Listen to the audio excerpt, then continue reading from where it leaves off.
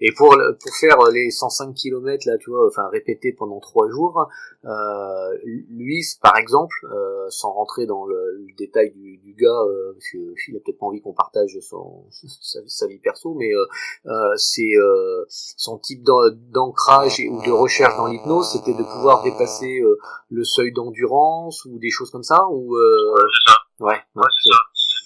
Il y a aussi beaucoup le contrôle de la douleur. Ouais, d'accord. Voilà. Par exemple, tu vois, ce qu'on a en hypnose, on apprend aussi parfois à non pas, tu ne guéris pas, absolument pas, mais tu peux atténuer, voire effectivement déconnecter la sensation complète de douleur. D'accord. Quand t'es un hypnopraticien conscient et intelligent, pour le coup, tu n'enlèves jamais la douleur, parce que la douleur, elle a une source, elle veut dire quelque chose. Donc, mais tu peux arriver à faire de l'anesthésie.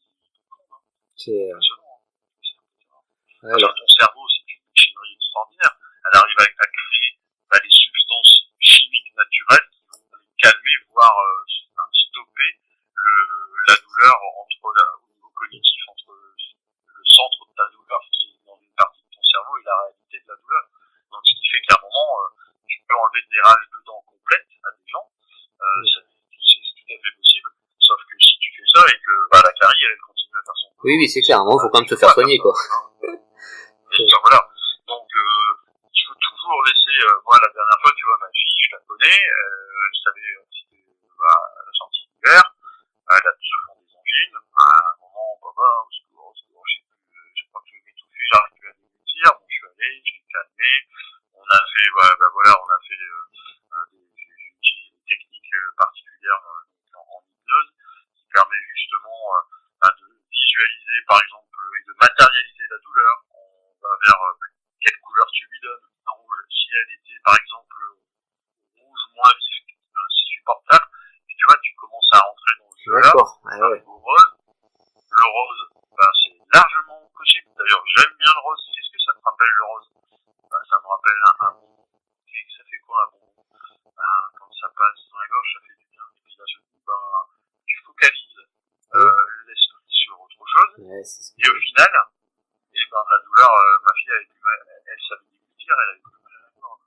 Par contre, c'est ce que j'allais dire, c'est une super technique, et alors je l'utilise pas du tout comme ça, mais effectivement aujourd'hui, moi, dans les des conseils que j'ai pu faire sur le blog sur justement la gestion notamment de la douleur, parce que c'est quand même ce qui arrive dans un ultra, pour le coup, moi j'évoque beaucoup, ça doit te parler, les switches, de dire que t'as une douleur, on va dire au genou, au quadriceps, on va dire que c'est des trucs assez réguliers, et en fonction de toi et en fonction du moment, souvent ce que je conseille, c'est de dire commence à regarder le paysage, réapproprie-toi, tiens, en fait cette montagne c'est joli, ou je suis en train de courir la nuit, regarde les étoiles, si vraiment il fait un temps de chien, pour le coup essaye de penser à autre chose, et pour le coup essaye de penser que t'as presque mal ailleurs, parce que comme ça tu vas oublier ta première douleur pour te focaliser sur mon petit doigt, et puis en fait tu t'aperçois qu'en faisant tout le corps comme ça, même en courant,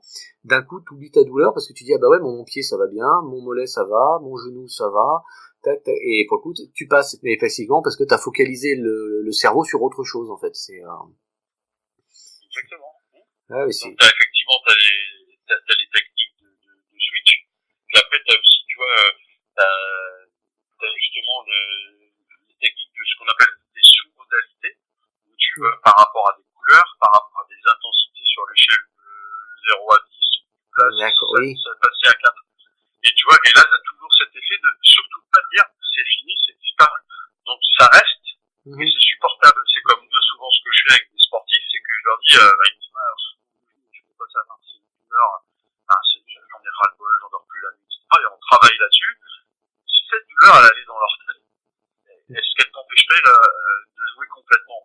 Ah non, parce que le pied, je l'utilise pas vraiment. C'est rien, le mec qui fait du ping-pong, dans son genou, oui, son gros orteil, ça serait plus supportable. On va faire ça, c'est impressionnant. Tu t'en vas mettre la douleur du genou dans la douleur du gros orteil. Et comme le gars, il sait qu'il peut la supporter parce qu'elle arrive à coup, elle est toujours dans le genou, je vais pas te dire le contraire. Elle est dans sa tête, et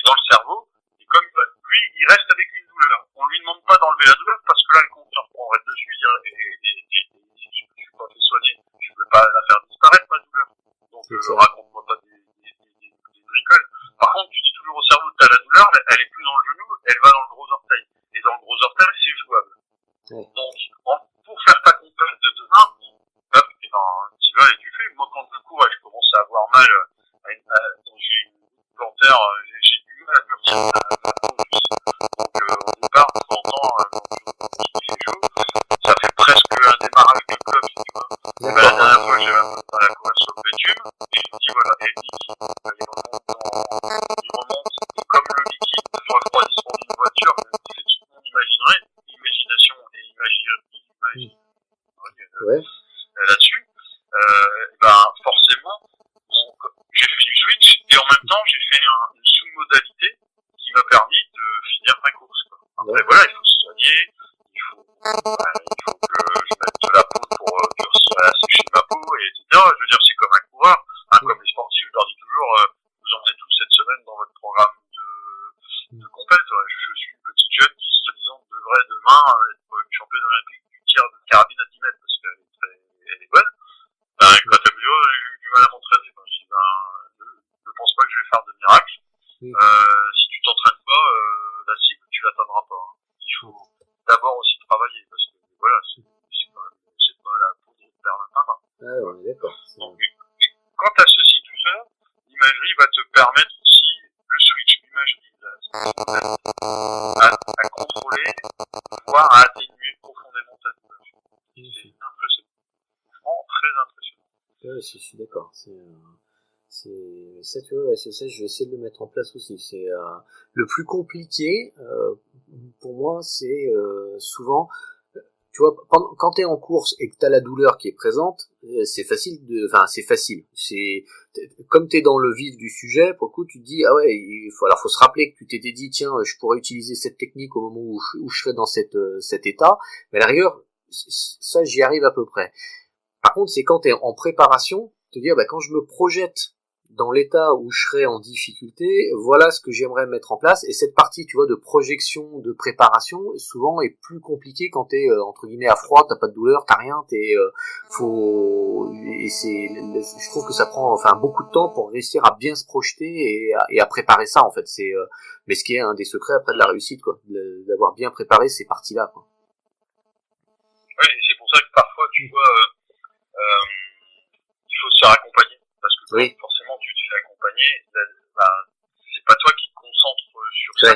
Là, tu vas être essentiellement un récepteur, et tu vas pas devoir faire émetteur et récepteur en même temps. C'est pour ça que là, comment on appelle ça, l'auto-hypnose a forcément ses limites, tu vois. C'est parce qu'il y a un moment, il y a des fois c'est compliqué.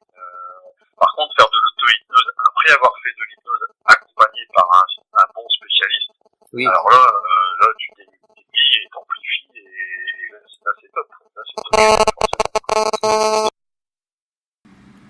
Merci d'avoir écouté ce podcast. Si vous l'avez aimé, n'hésitez pas à laisser un commentaire directement sur iTunes, SoundCloud ou d'autres plateformes d'écoute de podcasts. Le plus simple est même d'aller directement sur le blog www.objectivetrail.com. Merci, à bientôt.